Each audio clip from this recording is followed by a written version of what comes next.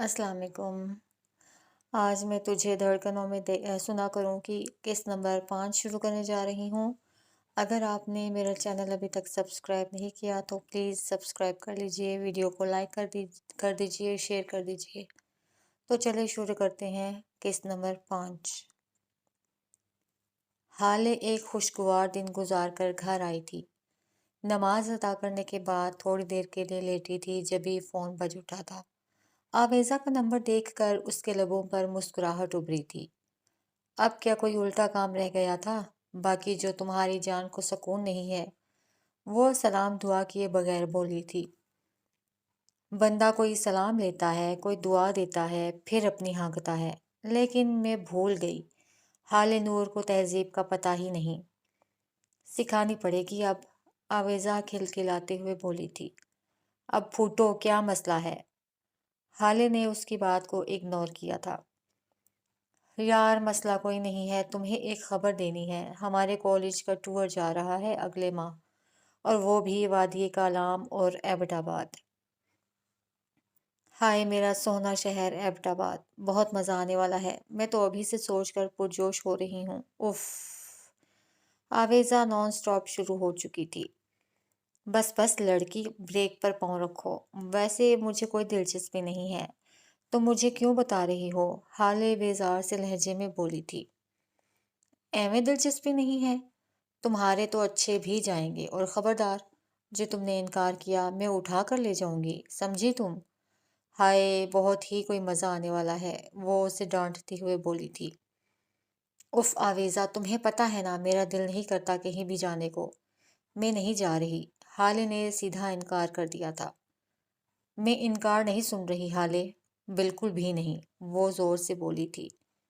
میں انکار کر چکی ہوں آویزہ، حالے نے جواب دیا تھا۔ تمہارے انکار کو آویزہ کچھ نہیں جانتی، تم سیدھے طرح سے چل رہی ہو، سمجھی؟ وہ دھمکی دینے والے انداز میں بولی تھی۔ اچھا، مجھے سوچنے دو، پھر دیکھتے ہیں۔ اور اب فون رکھو، حد ہے، پہلے ہی سارا دن دماغ چاٹ لیتی ہو اور پھر گھر جا کے بھی سکون نہیں ہے تمہیں۔ حالے نے اسے ڈپٹا تھا۔ اور میں تمہیں کس طرح برداشت کرتی ہوں یہ ابھی تمہیں نہیں پتا۔ دماغ چاٹ لیتی ہوں، آویزہ اس کی نقل اتارتے ہوئے بولی تھی۔ تو کیا مطلب ہے، نہیں کرتی ہو ایسا؟ بلکہ صرف میرا ہی نہیں، پورے کالج کا۔ حالے نے اسے پھر سے چھیڑ دیا تھا۔ ہاں، دماغ تو کھا لیتی ہوں یار، وہ معصومیت سے بولی تھی۔ لیکن تم دیکھو، میری وجہ سے تمہیں پورا کالج جانے لگ گیا ہے، کتنا فیم ملا تمہیں۔ لیکن تم تو ٹھہری صدا کی ناشکری عورت، وہ ڈرائی فروٹس کھاتے ہوئے بولی تھی۔ ایسے فیم سے نہ اللہ کی پناہ ہے ویسے، حالے نے کانوں کو ہاتھ لگائے تھے۔ اچھا بائے آویزہ، بابا بلا رہے ہیں مجھے، میں آتی ہوں، وہ فون رکھتے ہوئے بولی تھی اور بابا کے کمرے کی طرف جانے سے پہلے وہ کچن کی طرف بڑھی تھی۔ حالے نے 2 مگ چائے بنانے کے ساتھ کیک بیک کیا تھا، ٹرے میں سجائے وہ چیزیں لیے یوسف صاحب کو لان میں لے آئی تھی۔ ہائے بابا، کتنی ٹھنڈ ہو گئی ہے، اف! وہ اپنے گرد سیاہ گرم شال لپیٹتے ہوئے بولی تھی۔ جی بیٹا، اب تو سردی بڑھنی ہی ہے، اسی لیے کہہ رہا تھا کمرے میں ہی پی لیتے ہیں۔ لیکن مانتی کہاں ہو تم، اور پھر بیمار پڑ جاؤ گی۔ نہیں بھائی، میں اپنی دوست کو بیمار نہیں دیکھ سکتا، وہ کیک کھاتے ہوئے لاڈ سے بولے تھے، اور وہ ان کے اس انداز پر مسکرائی تھی۔ ان باپ بیٹی کا ریلیشن بہت کمال کا تھا، اور وہ دونوں بہت گہرے دوست بھی تھے۔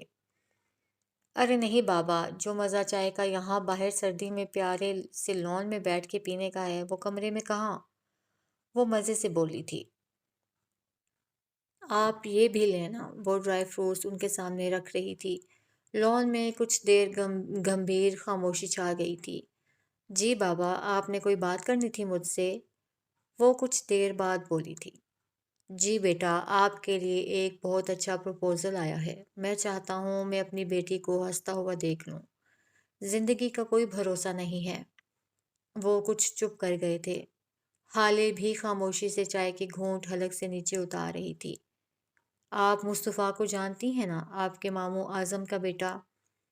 تمہارے ماموں کی پوری فیملی تم سے بہت پیار کرتی ہے، تم بہت خوش رہو گی وہاں بیٹا۔ وہ دھیرے دھیرے اسے بتا رہے تھے۔ ان کے لہجے میں مان چھلک رہا تھا۔ وہ خاموشی سے چپ بیٹھی سن رہی تھی۔ وہ لوگ اگلے ماہ پاکستان آ رہے ہیں۔ مجھے اپنا فیصلہ بتا دینا بیٹا۔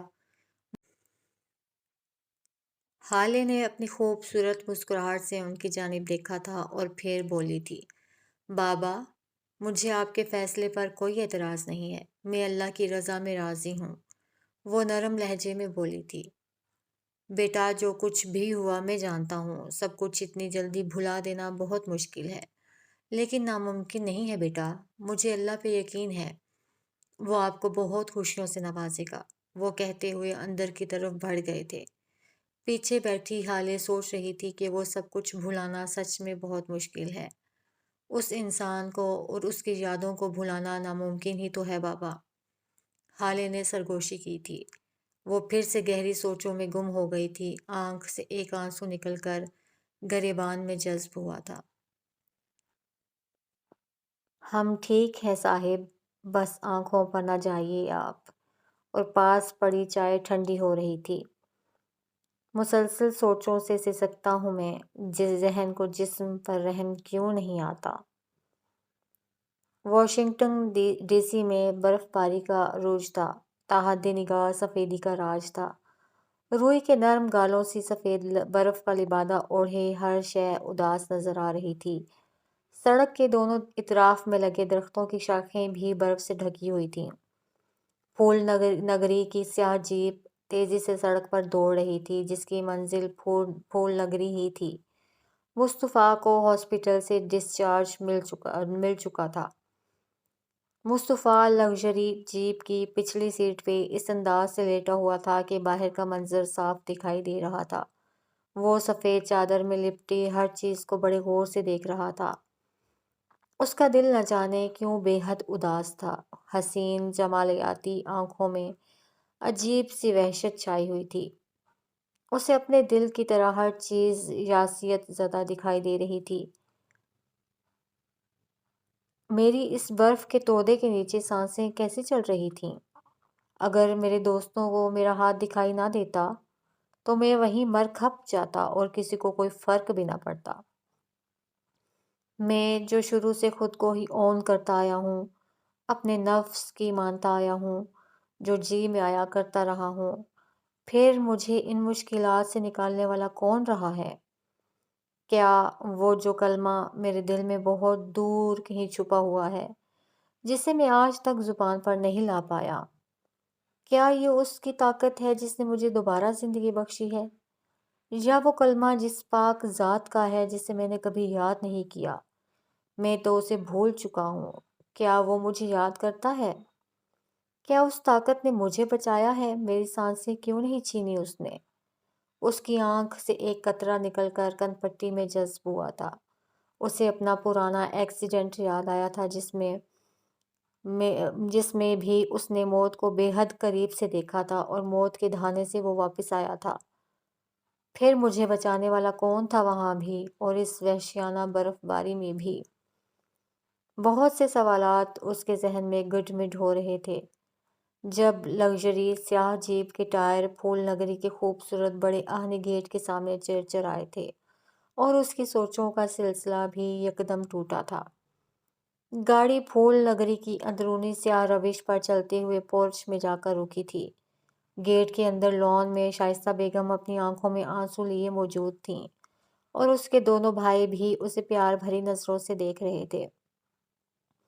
ملازمین اور احمر نے اسے سہارا دے کر گاڑی سے باہر نکالا تھا۔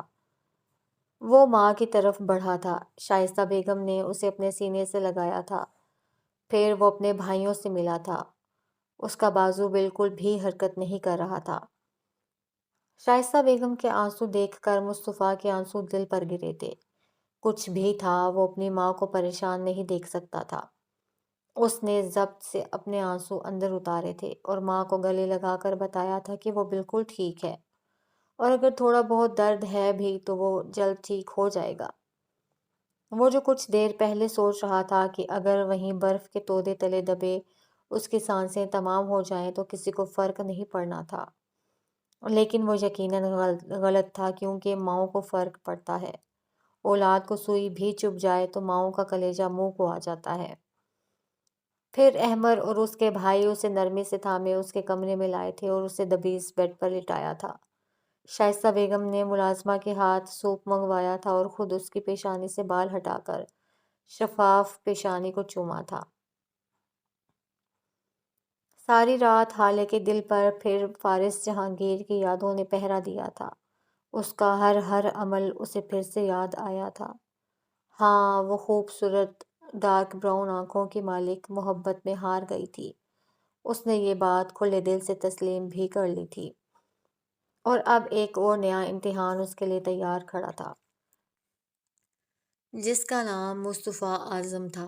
اس کی زندگی اس موڑ پہ تھی جہاں اس کے لیے فارس اور اس کی یادوں کو بھلانا بے حد مشکل تھا، جبکہ اس کے سامنے اب مصطفیٰ اعظم کھڑا تھا۔ اف خدایا، میں پھر سے ان تکالیف سے نہیں گزر سکتی۔ رحم کر مجھ پر میرے مالک، رحم کر۔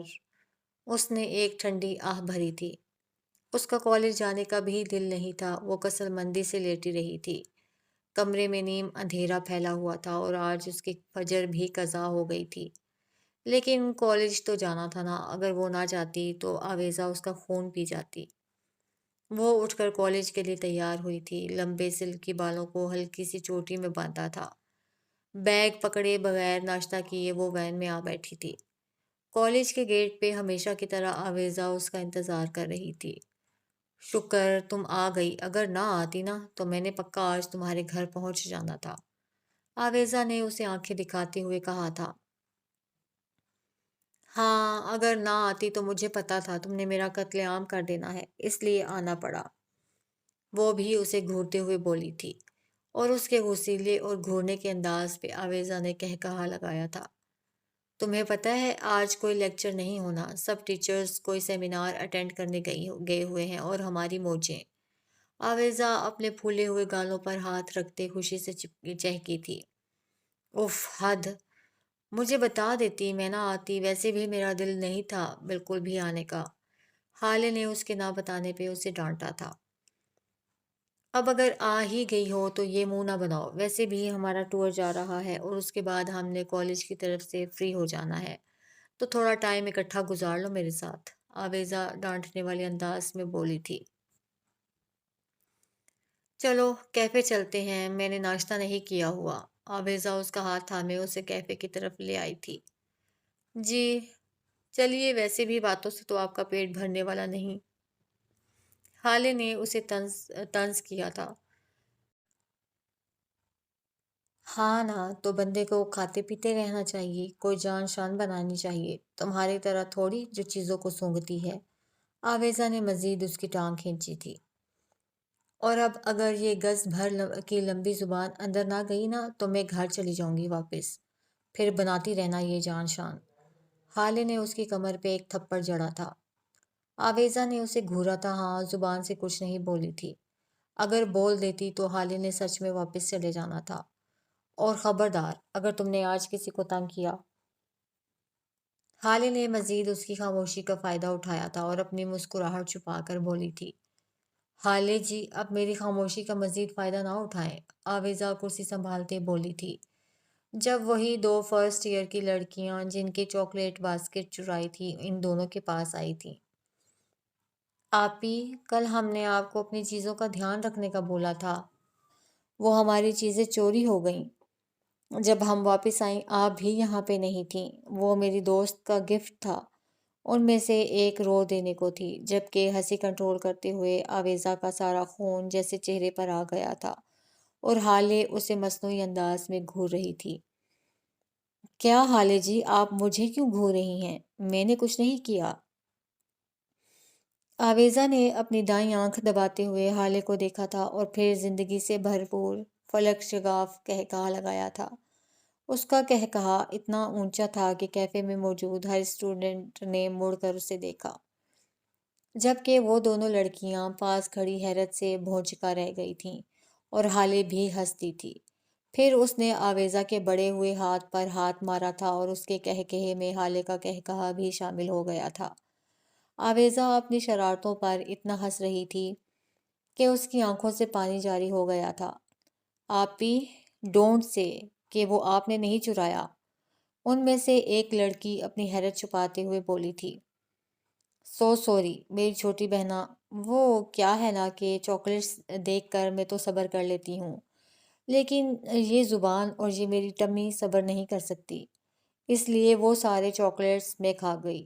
آویزا نے چہرے پر اتنی معصومیت سجائے اور آنکھوں کو گول گول گھماتے کہا تھا کہ کیفے میں موجود ان دونوں لڑکیوں سمیت سب ہنس پڑے تھے۔ واٹ آپی، یہ پیٹ آپ کا ہی ہے نا جو اپنے اندر اتنا کچھ سما لیتا ہے؟ پھر دوسری لڑکی بولی تھی۔ ہاں، صرف چاکلیٹس ہی نہیں بیٹا، یہ دیسی کھانوں سے لے کر انگریزی کھانے بھی سما لیتا ہے۔ ویسے مزید آفر کر سکتی ہو تم لوگ مجھے؟ آویزا نے پھر اسی معصومیت سے چٹکلا چھوڑا تھا کہ سب کے لبوں پر پھر سے مسکان بکھر گئی تھی۔ آپی، اب ایسا ہے کہ آپ کو ویسے ہی 2 چاکلیٹس باسکٹس ہمیں گفٹ کرنی پڑیں گی، کیونکہ ایک تو تحفہ ہو گیا اور دوسری اب ہماری ٹمیز میں سمائے گی، ان میں سے ایک بڑے پیار سے بولی تھی، جبکہ باقی سب ہنس رہے تھے۔ حالے کا موڈ جتنا خراب تھا اب اتنا ہی اچھا ہو گیا تھا۔ کچھ لوگوں میں یہ قابلیت ہوتی ہے کہ وہ سب کے چہروں پر مسکان بکھیر دیتے ہیں، اور یہ بات آویزا دراب خان میں کوٹ کوٹ کر بھری ہوئی تھی۔ پھر حالے نے ان دونوں لڑکیوں کو ویسی ہی 2 خوبصورت چاکلیٹس سے بھری باسکٹس خرید کر دی تھیں، جبکہ آویزا محترمہ کھانے کے ساتھ ساتھ چٹکلے چھوڑنے میں مصروف تھی۔ اسلام آباد کا موسم فیصل آباد کی نسبت کافی ٹھنڈا تھا۔ یخ بستہ تیز ہوائیں اس محبت کی دیوی کو محبت کے شہر میں خوش آمدید کہہ رہی تھیں۔ سردی کی شدت کس قدر زیادہ ہے یہ بات ہدا کو تبھی محسوس ہو گئی تھی جب اس کی گاڑی اسلام آباد کی حدود میں داخل ہوئی تھی۔ دن چھوٹے ہونے کی وجہ سے انہیں پہنچتے پہنچتے شام ہونے کو آئی تھی۔ شفاف سڑکوں پر گاڑی اپنی منزل کی جانب رواں دواں تھی۔ ہدا کو اب بھوک محسوس ہو رہی تھی۔ رات کے 3 بجے کافی لینے کے بعد اس نے کچھ بھی نہیں کھایا تھا اور اب بھوک پریشان کر رہی تھی۔ اس نے ڈرائیور کو کسی ہوٹل سے کھانا پیک کروانے کو کہا تھا۔ بالآخر سپہر کے 3:30 بجے وہ فارم ہاؤس پہنچ چکے تھے۔ 2 ملازمین جو شروع سے اس گھر کی دیکھ بھال کرتے تھے انہوں نے ہدا کو سلام کیا تھا اور اسے لیے اندر کی جانب بڑھے تھے۔ فارم ہاؤس کی خوبصورتی ویسے ہی برقرار تھی جیسے ان کے دادا بنا کر گئے تھے۔ فارم ہاؤس کے چاروں طرف بلند و بالا پہاڑ سایہ کیے ہوئے تھے۔ گیٹ کی جگہ چاروں طرف خوبصورت لکڑی کی باڑ لگائی گئی تھی اور باڑ کی اندرونی جانب مختلف پھولوں سے سجا خوبصورت لان تھا جس میں رنگ برنگے گلاب اس کی خوبصورتی کو مزید نکھارتے تھے۔ ہاؤس کے اندرونی دروازے تک پتھروں کی چھوٹی سی روش بنائی گئی تھی جس کے دونوں طرف لکڑی کی ریلنگ موجود تھی۔ گیٹ کے اندر داخل ہونے کے بعد کمروں، لاؤنج اور کچن کی ہر چیز کی لکڑی سے یونیک انداز میں تراشا گیا تھا۔ اس کو فارم ہاؤس کی بجائے ووڈ ہاؤس کہنا زیادہ مناسب تھا۔ چھوٹے سے یونیک لاؤنج کے سامنے ہی قد آور دیوار پر ہدا کے دادا کی جوانی کی تصویر آویزاں تھی جو ہو بہو فارس سے ملتی تھی۔ دادا کی تصویر دیکھ کر ہدا کے ملائی چہرے پر آسودہ سی مسکراہٹ ابھری تھی۔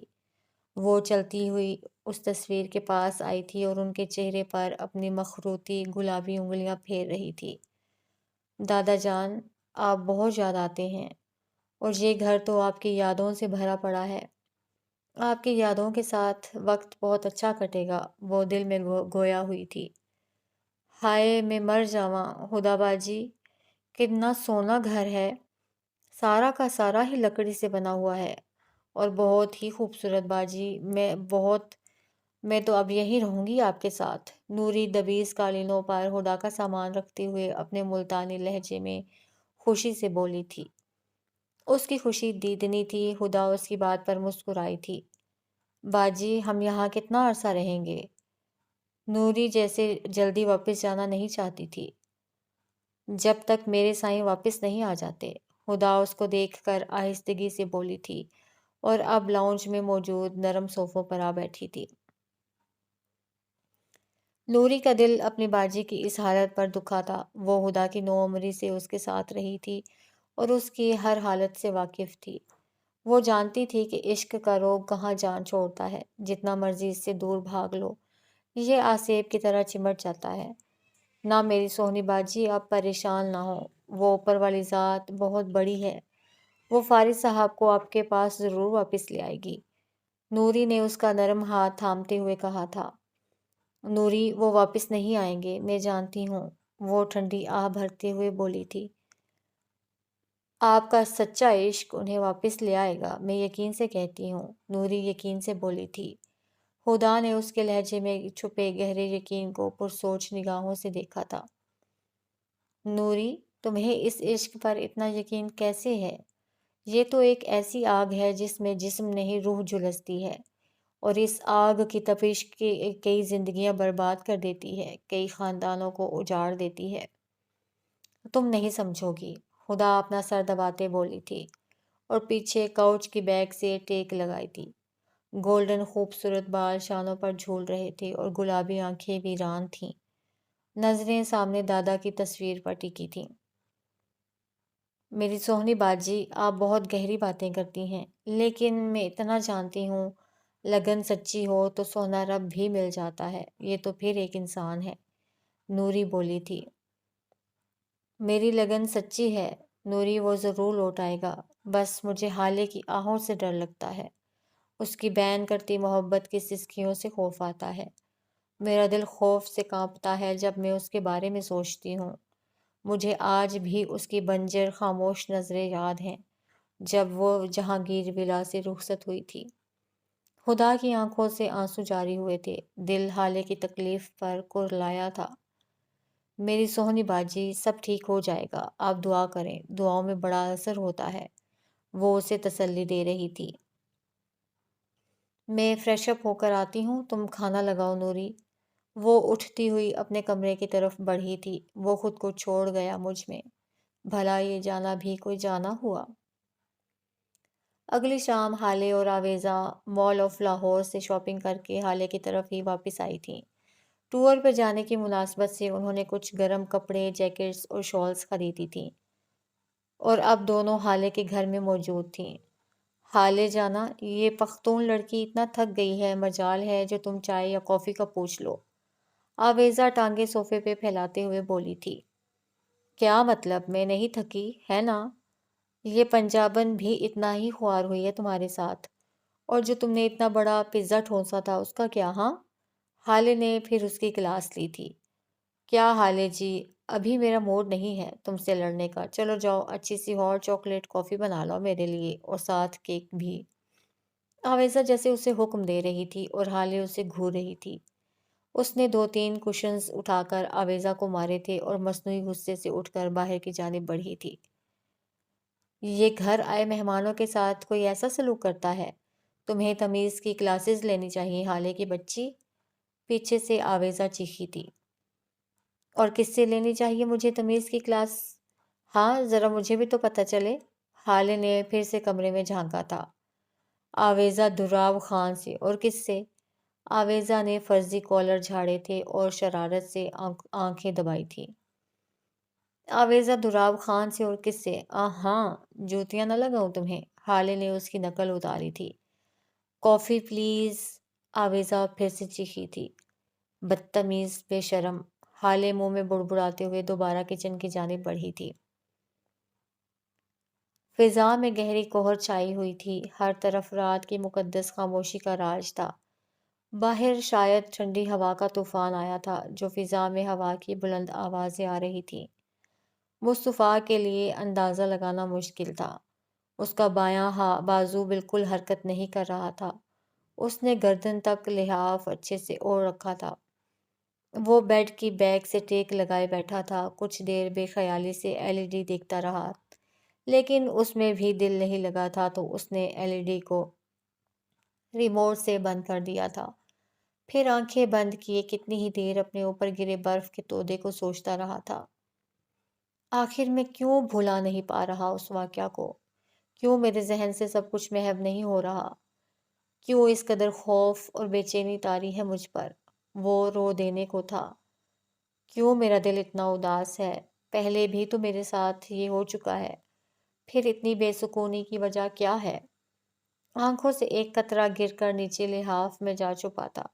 وہ نہیں جانتا تھا کہ یہ آنکھوں میں پانی ہے یا پھر آنسو، لیکن جو بھی تھا وہ اپنی اس حالت دل پر بے حد پریشان تھا۔ جب ہی کرسٹل کی قیمتی سائڈ ٹیبل پر پڑا اس کا فون بجنے لگا تھا۔ اس نے 2 بار اگنور کیا تھا۔ اسکرین پر الف کا نام جگمگا رہا تھا۔ مصطفیٰ اس وقت کسی سے بات کرنے کے موڈ میں نہیں تھا، لیکن پھر اکتا کر فون کان سے لگا چکا تھا۔ مصطفیٰ، تمہاری طبیعت کیسی ہے اب؟ تم ٹھیک ہو نا؟ وہ اپنے نرم لہجے میں پوچھ رہی تھی۔ ہاں میں ٹھیک ہوں الف، تم سناؤ؟ وہ پوچھ رہا تھا۔ میں بھی ٹھیک ہوں، بس تمہیں بہت مس کر رہی ہوں۔ جانتے ہو جب سے میں کینیڈا آئی ہوں تمہاری یاد کسی آسیب کی طرح چمٹ گئی ہے مجھ سے۔ پہلے تو کبھی ایسا نہیں ہوا تھا۔ میں چاہتی ہوں کہ اب ہمیں شادی کر لینی چاہیے، وہ پریشان لہجے میں گویا ہوئی تھی۔ میں نے تمہیں پہلے بھی کہا تھا ہاں کہ ہم صرف اچھے دوست ہیں اور میرا شادی کا ابھی کوئی ارادہ نہیں۔ Why you can't understand؟ مصطفیٰ تھوڑے تلخ لہجے میں گویا ہوا تھا۔ لیکن میں تم سے محبت کرتی ہوں مصطفیٰ۔ I love you. Damn it. Why you can't understand my feelings? Why؟ وہ اس سے بھی زیادہ کڑوے لہجے میں چیخی تھی۔ او جسٹ شٹ اپ، بند کرو اپنی یہ 3rd کلاس بکواس، اور میں تمہارے اس طرح کے گھٹیا جذبات پر لعنت بھیجتا ہوں۔ مصطفیٰ غصیلے لہجے میں گھررایا تھا، جبکہ دوسری جانب الف کا دل رو پڑا تھا۔ میں تمہیں بد دعا دیتی ہوں مصطفیٰ کہ تمہارے دل پر اس بوٹے کی جلد کوپل کھلے، پھر وہ تمہیں ایسے ہی دھتکار دے، پھر تم جانو کہ میری تکلیف۔ الف نے چیختے ہوئے فون بند کیا تھا۔ اسے اپنی ہتک آمیز توہین پر تکلیف پہنچی تھی، جبکہ مصطفیٰ نے حیرانی سے فون کان سے ہٹا کر دیکھا تھا، جیسے سامنے الف کو دیکھ رہا ہو۔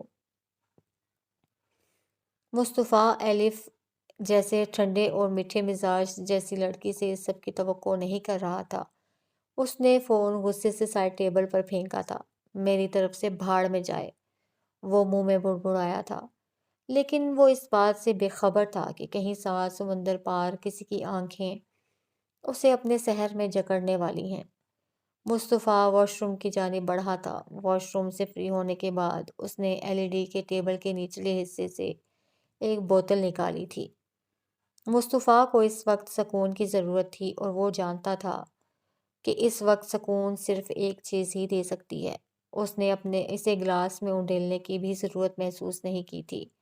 بوتل کو ہی منہ لگا کر اپنے حلق کو تر کرنے لگا تھا اور اسے اپنی ہر رگ میں سکون دوڑتا محسوس ہوا تھا۔ واٹ؟ کیا کہہ رہے ہو تم حارث؟ اس کا دماغ خراب ہے کیا؟ اور آپ سب لوگوں نے اسے کیوں جانے دیا؟ تم لوگوں نے اسے اکیلے کو بھیج دیا، حالات نہیں دیکھ رہے تم لوگ؟ فارس جہانگیر کو ہدا کے گھر چھوڑنے کی اطلاع پورے 3 ہفتے بعد موصول ہوئی تھی اور اس کا غصہ 7ویں آسمان پر جا پہنچا تھا۔ میں کیا کرتا بھائی؟ جب چچا نے اسے جانے کی اجازت دے دی تو ہم سب کیا کر سکتے تھے؟ حارث بے چارگی سے بولا تھا۔ تف ہے اس بے وقوف لڑکی پر، وہ دل میں بڑبڑایا تھا۔ ٹھیک ہے، میں دیکھتا ہوں مجھے کیا کرنا ہے۔ فارس نے فون رکھ دیا تھا۔ اس کا دل چاہ رہا تھا کہ ابھی جا کر اس لڑکی کو 2 لگا ہی دے۔ حد ہے اکیلے رہنے چلی گئی اس بیابان علاقے میں۔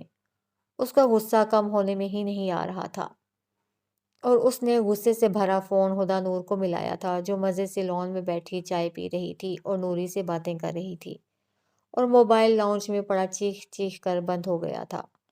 فارس نے غیظ و غضب سے فون کو دیکھا تھا اور پھر فارم ہاؤس کے لینڈ لائن نمبر پر نمبر ملایا، جسے اکبر چاچا نے اٹھایا تھا۔ جی چھوٹے صاحب، آپ ہولڈ کریں، میں ابھی چھوٹی بی بی کو بلاتا ہوں۔ اکبر بھاگتا ہوا لان میں آیا تھا اور وہاں موجود ہدا کو فون کی اطلاع دی تھی۔ اکبر چاچا، ان سے کہیے کہ چھوٹی بی بی فری ہو کر آپ کو کال کرتی ہیں، انداز شاہانہ میں جواب دیا گیا تھا۔ دل میں فارس کے فون پر حیرت بھی ہوئی تھی۔ اگر فارس میں غصہ اور ایٹیٹیوڈ حد سے زیادہ تھا تو پھر ہدا بھی اسی کی چچا ذات تھی۔ ایک سیر تھا تو دوسرا سوا سیر تھا۔ ہدا نے مزید چھوٹے چھوٹے سپ لیے تھے، اسے شاید فارس کو انتظار کروانے میں مزہ آ رہا تھا۔ پھر اس نے سہانی اداس شام میں لان میں ٹہلنا شروع کیا تھا۔ موسم بے حد ٹھنڈا تھا۔ کافی دیر واک کے بعد وہ گھر کے اندر آئی تھی۔ مغرب کی نماز ادا کرنے کے بعد اس نے اپنا فون چیک کیا تھا، جس پر فارس کی 3 مسڈ کالز تھیں۔ اس نے موبائل لاؤنج میں موجود کانچ کی میز پر رکھا تھا اور پھر قرآن مجید کی تلاوت کرنے لگی تھی۔ عشاء کی نماز ادا کرنے اور فارس کو بے حد انتظار کروانے کے بعد بالآخر اسے کال بیک کرنے کا خیال آ ہی گیا تھا۔ اس نے فارس کا نمبر ملایا تھا، جسے فارس نے فوراً اٹھا لیا تھا۔ کہیے فارس، کیسے فون کیا تھا آپ نے؟ وہ اپنے مخصوص نرم لہجے میں گویا ہوئی تھی۔ کون سی مصروفیات ڈھونڈ لی ہیں تم نے جو میرا فون سننا بھی گوارا نہیں کیا؟ وہ بھڑک ہی تو اٹھا تھا۔ میری مصروفیات کو رہنے دیجیے، یہ بتائیے کیسے فون کیا ہے مجھے؟ ہدا نے اس کے سوال کو اگنور کیا تھا۔ دوسری طرف فارس کا بس نہیں چل رہا تھا کہ اس چھوٹی سی اپسرا کا گلا دبا دے۔ کس کی اجازت سے تم فارم ہاؤس میں موجود ہو؟ جانتی ہو نا وہاں رہنا کسی خطرے سے خالی نہیں ہے۔ اب ایسا کرو، ابھی اپنی پیکنگ کرو اور ولا واپس آؤ۔ وہ اسے باز پرس کرنے کے ساتھ ساتھ واپس آنے کا بھی بول رہا تھا۔ میں ولا واپس نہیں جاؤں گی فارس۔ جو زخم آپ اپنوں کو سونپ کر آئے ہیں ان کی آنکھوں میں موجود سوالات کے جوابات میرے پاس موجود نہیں ہیں، اور یہ انہی زخموں کا مداوا سمجھ لیں۔ وہ 1-2 سیکنڈ سانس لینے کے لیے رکی تھی اور پھر گویا ہوئی تھی۔ اس لیے میں نے بھی بالکل آپ کی طرح ہی اپنی الگ دنیا بسا لی ہے، اور میں یہاں بہت خوش ہوں اور مطمئن ہوں، لہٰذا مجھے واپسی کے لیے فورس نہ کیا جائے۔ ہدا کا لہجہ نہ چاہتے ہوئے بھی بھیگ گیا تھا۔ ہدا، میں نے تم سے وضاحت نہیں مانگی، جیسا کہا ہے ویسا کرو۔ وہ اپنے روبدار لہجے میں چیخا تھا۔ اگر آپ حکم دے رہے ہیں تو سوری ٹو سے میں ایسا نہیں کروں گی۔ وہ اپنے خوبصورت بالوں کو کان کے پیچھے اڑستے ہوئے بولی تھی۔ میرا حکم تمہیں ماننا پڑے گا ہدا، تم لازمی واپس جاؤ گی۔ جانتی ہو نا کہ کچھ وقت پہلے اپنے سارے جملہ حقوق تم میرے نام محفوظ کر چکی ہو، پھر تمہارے اس چھوٹے سے دماغ میں یہ بات کیوں نہیں سما رہی؟ ہاں؟ وہ غصے سے بولا تھا۔ ہدا کا دل جیسے مسلا گیا تھا۔ اوہ ریلی مسٹر فارس جہانگیر، آپ اسی رشتے کی بات کر رہے ہیں نا جسے آپ پہلے دن سے دل سے قبول ہی نہیں کرتے؟ پھر اس وقت یہاں اس نام نہاد رشتے کی یاد دہانی کروانے کا مقصد؟ بہتر ہوگا گھر سے نکلتے ہوئے اپنے منہ سے نکالے ہوئے کول کا پاس رکھیے۔ ہدا نے اپنے نرم لہجے میں گہرا طنز کیا تھا۔ دوسری طرف فارس لاجواب ہو گیا تھا۔ اب تم میرے اگلے قدم کا انتظار کرنا ہدا فارس جہانگیر، فارس نے درستگی سے کہتے ہوئے فون بند کیا تھا۔ مجھے انتظار رہے گا، ہدا نے کہتے ہوئے فون گود میں رکھا تھا اور صوفے کی پشت سے ٹیک لگائی تھی۔ گلابی آنکھوں میں گہرا حزن محو رقص تھا۔ تیرے خیال سے دامن بچا کے دیکھا ہے، دل و نظر کو بہت آزما کے دیکھا ہے، نشاط جاں کی قسم تو نہیں تو کچھ بھی نہیں، بہت دنوں تجھے ہم نے بھلا کے دیکھا ہے۔ محسن نقوی۔ وہ رات یقیناً ہدا نور پر بہت بھاری ہونے والی تھی۔ اس نے لاؤنج سے اٹھ کر اپنے کمرے تک کا سفر طے کیا تھا۔ باہر دسمبر کی پہلی ہلکی ہلکی بارش شروع ہو چکی تھی۔ فضا میں شدید خنکی کا راج تھا۔ اس نے اپنے کمرے کی گلاس وال سے باہر لان میں گرتی بارش کے قطرے دیکھے تھے، پھر بلیک اور گرے رنگ کے خوبصورت ویلوٹ کے بھاری پردے گرا دیے تھے اور نرم دبیز قالین پر موجود کشن پر اپنا فیورٹ ناول لیے بیٹھ گئی تھی۔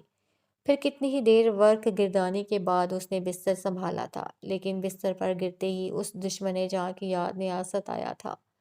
اس کی باتیں، اس کا غصہ اور اس کی تھوڑی سی پرواہ کرنے پر دل آسمانوں پہ سفر کر رہا تھا۔ اف، تمہاری بے رخی جانا میری جان لے کر ہی دم لے گی۔ اور پھر نہ جانے رات کے کس پہر نیند کی دیوی اس محبت کی اپسرا پر نازل ہوئی تھی۔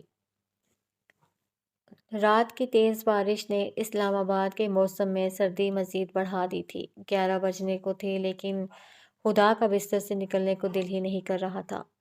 جب نوری اس کے کمرے میں داخل ہوئی تھی اور اس نے موٹی تہوں والے پردوں کو گلاس وال سے ہٹایا تھا، صبح کی روشنی نے ہدا کے نرم و ملائم چہرے پر اپنا نور بکھیرا تھا۔ اس کے چہرے پر حسین مسکراہٹ ابھری تھی۔ باجی اٹھ جائیں نا، 11 بجنے والے ہیں۔ میں نے آپ کا سوٹ نکال دیا ہے اور میں ناشتہ بنانے لگی ہوں، جلدی سے آ جائیں۔ نوری اسے اٹھانے کے ساتھ ساتھ ہدایات دے رہی تھی۔ اچھا نوری سنو، خدا نے اسے پیچھے سے پکارا تھا۔ جی باجی، اس نے مڑ کر سوالیہ نظروں سے اسے دیکھا تھا۔ ایسا کرو، بس چاکلیٹ کافی کے ساتھ آملیٹ بنا لو، پھر تم بھی تیار ہو جاؤ، ناشتہ کرنے کے بعد مارکیٹ جائیں گے اور میں تمہیں تمہارا پسندیدہ کھانا بھی کھلاؤں گی اور شاپنگ بھی کرواؤں گی۔ خدا نے اسے ہدایات دی تھی۔ سچ باجی، بہت مزہ آئے گا، نوری پرجوش لہجے میں بولی تھی۔ ہاں نا، تم جلدی سے ناشتہ بناؤ، میں بس تیار ہو کر آتی ہوں۔ خدا نے بیڈ سے اٹھتے ہوئے اپنے گولڈن بالوں کو ہاتھ سے سنوارا تھا اور پھر کیچر میں مقید کیا تھا۔ کچھ ہی دیر بعد خدا سیاہ پلین قمیض کے ساتھ سیاہ کھلا ٹراؤزرز پہنے ساتھ سرخ گرم اسکارف گلے میں رومال کی طرح لپیٹے نیچے آئی تھی۔ کبوتر کی طرح سفید پاؤں لال خصے میں مقید تھے۔ گولڈن بال کندھوں پر بکھرے بے حد حسین لگ رہے تھے۔ ملائی گلابی ہوتے رخساروں پہ گھنی پلکیں سایہ فگن تھیں۔ وہ لکڑی کے بنے امریکن سٹائل کچن میں آئی تھی، جسے باہر کی دیوار جانب سے چاروں اور سبز پتوں نے ڈھک رکھا تھا۔ کچن کی دو دیواروں پر گلاس وال تھی، جہاں سے لان کا منظر صاف صاف دکھائی دیتا تھا۔ ایک گلاس وال کے ساتھ اسٹائلش سا ڈائننگ رکھا ہوا تھا اور اس سے کچھ فاصلے پر دو بے حد نرم اور دبیز کشنز رکھے ہوئے تھے، جہاں اکثر وہ لوگ بیٹھ کر کافی یا چائے پیا کرتے تھے۔ نوری میز پر ناشتہ لگا چکی تھی۔ خدا نے ڈائننگ کی ایک کرسی سنبھالی تھی اور باہر گرتی سردی کو دیکھنے لگی تھی۔ باجی، آپ بہت سوہنے لگ رہے ہو، ماشاء اللہ، اللہ بری نظر سے بچائے، آمین، نوری اسے دیکھتے ہوئے بولی تھی۔ تم بھی بہت پیاری ہو نوری، جانتی ہو اس خدا نے ہر ایک کو بہت خوبصورت اور محبت سے بنایا ہے۔ میل اور نفرتیں تو ہمارے اندر سے جنم لیتی ہیں۔ خدا کانٹے سے آملیٹ منہ میں رکھتے ہوئے بولی تھی۔ اور یہ کیا، تم نے اپنے لیے کافی نہیں بنائی کیا؟ خدا اسے استفسار کر رہی تھی۔ باجی، یہ مجھے بڑی کڑوی لگتی ہے، اس لیے میں اس زہر کو اپنے اندر نہیں اونڈیلتی۔ نوری کچھ زیادہ ہی صاف گو تھی۔ خدا کے لبوں پر مسکراہٹ ابھری تھی۔ استغفر اللہ نوری، یہ زہر کب ہے؟ حد ہے، تم اسے ٹیسٹ کر کے پیو تو تمہیں بہت مزہ آئے گا، اور تم اپنے لیے جب بناؤ تو اس میں دودھ زیادہ شامل کر لیا کرو، یقین مانو زہر جیسی نہیں لگے گی، خدا نے ہنستے ہوئے اسے مشورہ دیا تھا۔ آئے ہائے باجی، یہ تو میری زبان کو ہی کسیلا کر دیتی ہے، جیسے کوئی کڑوا بادام منہ میں رکھ لیا ہو، وہ عجیب و غریب منہ بناتے ہوئے بولی تھی، اور اس کے چہرے کے تاثرات دیکھ کر خدا کھلکھلا کے ہنستی تھی۔ لے باجی، تسی ہنس رہے ہو، میں سچ کہہ رہی ہوں، وہ اپنے ملتانی لہجے میں بولی تھی۔ اچھا چلو ٹھیک ہے، تم نہ پیو، لیکن جب میں کافی پیوں تم اپنے لیے چائے بنا لیا کرو، اور یہ نیچے مت بیٹھا کرو، تم میری بہنوں جیسی ہو، اور یہاں ان خوبصورت پہاڑوں کے درمیان ہمیں نہ جانے کتنے سال بتانے ہیں، اس لیے ہمیں دوستوں کی طرح رہنا ہے، خدا ہنستے ہوئے کہہ رہی تھی۔ سچ باجی، تسی میرے دوست بنو گے؟ ہائے، میں تو خوشی نال مر جاواں گی، وہ جیسے خوشی سے پاگل ہو رہی تھی۔ چلو آج میں تمہیں شاپنگ کرواتی ہوں اور پھر سیلون لے کے جاؤں گی۔ بھائی، آج سے تم ہدیٰ فارس جہانگیر کی دوست ہو، تو اسے اپنی دوست جیسا نظر آنا چاہیے۔ خدا اس کے پھولے ہوئے گال کھینچتے ہوئے بولی تھی۔ ہائے باجی، سچ میں ہم دوست بنیں گے، لیکن میں تو آپ سے عمر میں بہت بڑی ہوں، کیا آپ نے سے جو بڑے ہوں ان سے دوستی کر لینی چاہیے؟ نوری اپنے لہجے میں حیرت سموئے ہوئے بولی تھی۔ ارے پگلی، نوری دوستی کہاں عمر دیکھتی ہے، یہ تو جن سے دل مل جائیں بس وہی دوست ہوتے ہیں۔ اور اب جلدی سے آ جاؤ، میں روم سے اپنا بیگ لے آؤں، باقی باتیں راستے میں کریں گے۔ خدا اس کے چہرے پر پھیلی خوشی کو دیکھتے ہوئے بولی تھی۔ ہاں، میں فٹافٹ چادر لے کے آئی، جی بس 2 منٹوں میں، وہ ہاتھ سے چٹکی بجاتے باہر کی طرف دوڑی تھی۔ خدا اپنا موبائل اور پاؤچ تھامے گاڑی میں بیٹھی تھی اور اس نے ڈرائیونگ سیٹ سنبھال لی تھی۔ نوری کو اس نے اپنے ساتھ برابر والی سیٹ پہ بٹھایا تھا۔